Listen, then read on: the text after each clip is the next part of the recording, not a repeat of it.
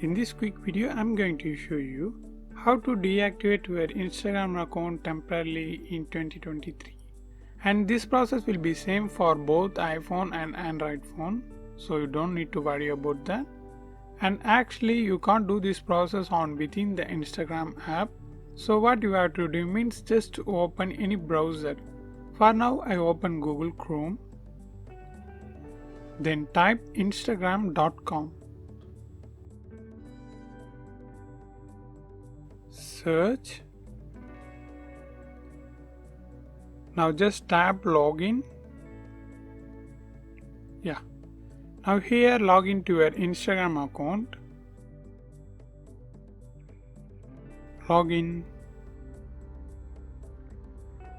If you turned on two-step verification, you will receive a one-time password on that phone number. Just enter that and confirm that. Not now. Yeah. Now we enter into your Instagram account. Now just click here and tap this settings like icon. Scroll down and open help and help center and click this horizontal lines and open manage your account. Then tap delete your account. Now just tap delete your account. Scroll down and you can see the option delete your account. Click here.